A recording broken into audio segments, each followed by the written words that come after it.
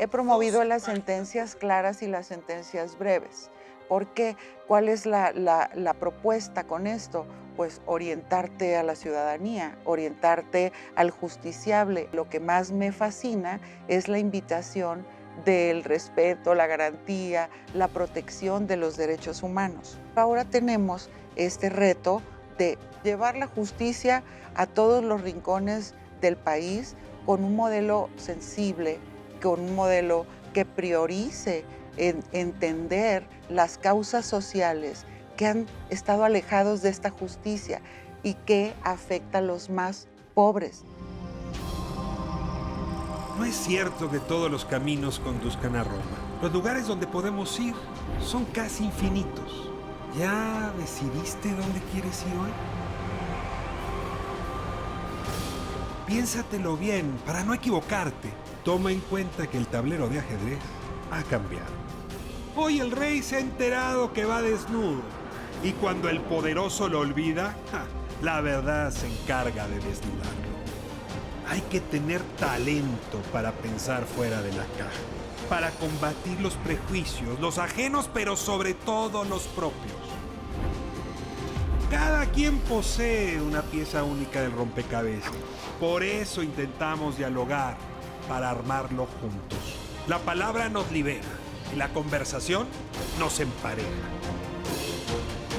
Aquí no hay lugar común. Esta noche no hay lugar común. Tengo conmigo a la magistrada Mónica Huicho. Me da muchísimo gusto que nos acompañe en este espacio. ¿Te puedo hablar de tú? Por favor, te lo iba a sugerir. Sí, Es gracias. siempre... Yo estudié Derecho, Mónica, y siempre entre los abogados empezamos hablándonos de usted y a veces pasamos al tú. Bueno, Las cosas están cambiando. sí, sí, sí, que lo iba a sugerir antes porque como yo soy norteña, nosotros tenemos como cierta tendencia a la cercanía y eliminamos barreras muy, muy rápidamente. La verdad es un tema que tiene que ver con tu vida, mira que has derrumbado más de una. Y déjame comenzar por ahí. Recientemente fui a ver una obra de teatro que me encantó, se llama Prima Facie, y el argumento principal de la obra de teatro es que el sistema jurídico lo hicimos los hombres. A ver, si te vas al sistema jurídico inglés, tú viviste allá, las pelucas no son pelucas de hombres, el Claro, traje, todo claro. tiene que ver con los Sí, hombres. sí, sí, Y ha sí. sido difícil que la mirada de las mujeres también forme parte de la justicia. Tu carrera dentro del Poder Judicial, tu carrera como abogada, ha tenido mucho que ver con derrumbar esas barreras. ¿Cuáles son las más complicadas que desde tu punto de vista has tenido que enfrentar? Bueno, primero esto que acabas de decir. Hemos estado participando en distintos ámbitos a nivel profesional, en áreas del ejecutivo, en áreas docentes, en áreas académicas y en un regreso a México después de haber tenido la oportunidad de estudiar en el extranjero, vivir en el extranjero, regreso con una clara idea, Ricardo, de lo que tú acabas de decir. Yo llego más o menos en alrededor del 2010 a México, regreso con una visión distinta de... ¿Regresaste a ejercer como abogada o como qué? Sí, yo ya había concluido mis estudios en España, en la Universidad de Salamanca, Habías hecho un doctorado el allá. doctorado en Constitucional Económico y recibo una invitación fascinante para iniciar mi desempeño profesional, pero es en el ámbito de la gestión pública, en la administración pública. Sea, más como funcionaria que como especialista en el Poder Judicial. Sí, exacto. Y el área de expertise sí tiene que ver con el eje del derecho para modernizar un sistema de administración pública desde el Poder Ejecutivo. Luego salgo de nuevo, ya por decisiones personales de tipo familiar para desarrollarme como madre, como esposa, madre de mis 2 hijos, y vivo en Estados Unidos. Allí, tomo la iniciativa de combinar mi estancia más de mamá, y de esposa con unos estudios que a mí siempre me habían generado la inquietud de desarrollar estudios en literatura. Allí lo que me vinculó con San Diego State University, la universidad pública Estudiaste en literatura Estados además de Unidos. derecho. Sí, No es una mala combinación. A ver, déjame decirte, mi experiencia es que leer una sentencia, pocas cosas puede haber más aburridas, más difíciles. A ver, una receta médica es difícil de leer, pero peor es una sentencia, es un documento entre abogados. Siempre he pensado que la literatura debería prestarse para ayudar a los abogados a redactar mejor, a democratizar el lenguaje Claro de que las sí leyes. ayuda y sobre todo yo tengo inclinación también para escribir poesía y el género que más me gusta en poesía es el soneto, Ujú. que es una historia súper breve ¿Y a de poco lo has aplicado cuando tienes que redactar una sentencia? claro que sirve la literatura porque llego yo con una mentalidad de elaboración de sentencias breves. Yo digo, bueno, A ver, tu sentencia más breve, ¿cuántas páginas tiene? 12, No, no puede ser. ¿sí? A ver, aquí pareciera que necesitas expedientes de 1600 páginas para atender un asunto. Y claro, nadie tiene acceso, por eso es muy fácil burlar la ley. He promovido 12 las páginas por sentencias sentencia. claras y las sentencias breves. ¿Por qué? ¿Cuál es la propuesta con esto? Pues orientarte a la ciudadanía, orientarte al justiciable, a las partes en juicio, que además yo llego en esa etapa de reforma constitucional en México. Ujú. La reforma del 2011 fue un parteaguas. Cuando yo llego la abrazo porque lo que más me fascina es la invitación del respeto, la garantía, la protección de los derechos humanos. Y era un concepto no visto en México. Claro. Es un Sí, que es la concepto gran reforma en de materia de fuente derechos humanos. internacional, sí, de La gran fuente reforma de derechos internacional. humanos. Ahora estás participando para ser ministra de la Corte. Es una nueva época y no cualquier cambio. O sea, van a pasar de 11 a 9, van a desaparecer las salas, es la primera vez que van a llegar ministras y ministros por voto popular. En fin, es un gran desafío. Sí, ¿No te quita el sueño ser candidata a vivir ese desafío? ¿O qué piensas cuando pierdes el sueño? yo creo que es una gran oportunidad para México, además de que es una reforma muy esperada desde el interior del ámbito de la impartición de justicia, muy anunciada por la sociedad con décadas, cuando hay un reclamo de más justicia, más salud, más seguridad y los tribunales seguíamos siendo percibidos como unos tribunales con jueces lejanos, unos tribunales con juicios muy largos, con sentencias incomprensibles. Ahora, esto Ujú, cambia a partir de la reforma en materia de derechos humanos. sí, Yo te pregunto, porque ahora la idea es que tampoco esa época alcanzó a dar de sí y a resolver los problemas. exacto, Y que exacto. se buscaría que esta nueva época que arrancará en 2025 dé un giro. Te pregunto hacia dónde estás viendo ese giro. Bueno, yo creo que es, en principio, esta etapa inicial, porque efectivamente es una reforma constitucional que es el inicio de unas etapas de grandes ¿Qué te reformas. esperarías hacia adelante?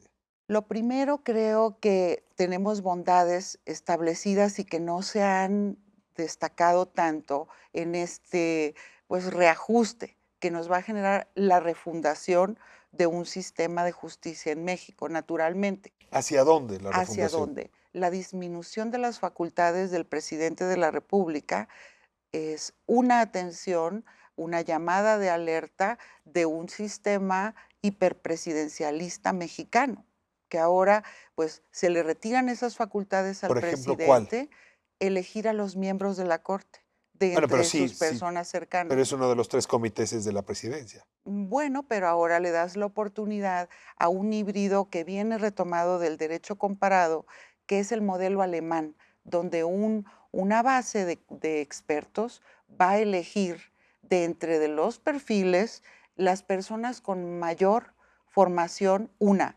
profesional y Tú lo estás que no llegando estaba. en la lista de la Suprema Corte, por lo que No, entiendo, o yo del estoy Ejecutivo. llegando en la lista del Ejecutivo Ya. y a mí me parece que se reúnen por primera vez en la Constitución estos dos requisitos que en los ministros del pasado no sabemos si los reunían. Un requisito de experiencia, de capacidad técnica y jurídica que empezaba en la crítica de la licenciatura con promedio de 8 Ahí empezaba el concurso. ¿Crees que hayamos tenido ministros que no lograron ni el 8 en la carrera? Es probable y no lo sabemos.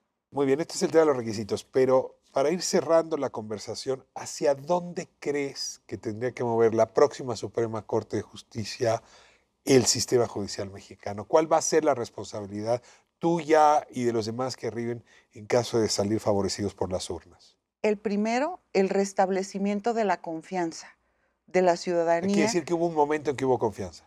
Hubo un momento en que hubo confianza, hubo un momento de silencio, hubo un momento de acción, de reforma y de transformación que a mí me parece loable, con áreas de oportunidad, muchas áreas de oportunidad. Pero ahora tenemos este reto de realizar una justicia, pero en torno de los principios democráticos de nuestro país vigentes en este momento. ¿Y cuáles son?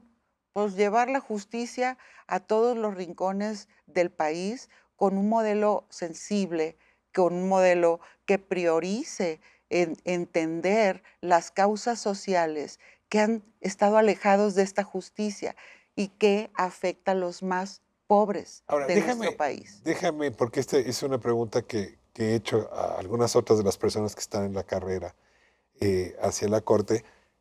El 80% de los asuntos que afectan a la ciudadanía, que me afectan a mí, en fin, en general, quien está viendo el programa, los atienden los tribunales locales, Sí, no la Suprema Corte. no la Suprema ¿Cómo haces Corte. desde la Suprema Corte para llevar la justicia hasta todos los rincones si esa no es tu tarea porque esa es de los tribunales locales? Bueno, creo que esta primera fase de la reforma tiene que venir acompañada del impulso de otras reformas de fondo, porque yo encuentro esta en la parte de la forma, cómo eliges a tus personas juzgadoras. La parte del fondo sí tiene que ver con una gran aportación que hizo México al mundo en 1857. En la Constitución de entonces se propone el juicio de amparo como un mecanismo de defensa de los gobernados frente al abuso de autoridad de los gobernantes. Y ese se exporta. Con la crítica del momento, en México tiene resistencias, cómo se implementa esta cosa que es una especie de límite al poder ejecutivo y a los otros poderes, por supuesto. Bueno, pues entonces lo aceptan en el mundo y lo asumen propio y con una gran agilidad de flexibilidad y de sencillez lo aplican hasta en los momentos actuales. Nosotros no, nos quedamos con un juicio de amparo rígido y ultra técnico, en el que solamente las personas con capacidad económica pueden contratar a sus abogados para defenderse a través de ese recurso, que no es sencillo. La democratización del amparo sería una reforma pendiente. Una pendiente. Y hacerlo más sensible y disponible, ¿no? Otras muy importantes, la Defensoría Pública, para que las personas que no cuentan con la capacidad económica de pagar a su defensor cuenten con un respaldo para que se haga efectiva la garantía Y que, de por cierto, acceso a la justicia. dependerá ahora del Tribunal de Disciplina, ¿no? Y hay que fortalecerlo y hay que identificar esas áreas de oportunidad desde un ángulo profesional, con mediciones, con indicadores, con sistemas de profesionalización y de evaluación del desempeño. Y algo importantísimo, Ricardo, tú me preguntabas, ¿hacia dónde va? Hacia la transparencia y hacia un poder judicial, pues, íntegro, alejado de la corrupción y del nepotismo que tanto daño le ha hecho a nuestro país. Mónica, muchísimas gracias por acompañarnos. Aquí no hay lugar común. Gracias, Ricardo. Suerte con lo que viene. Muy honrada. Nos encontramos próximo sábado, 10 de la noche, ADN 40. Aquí no hay lugar común.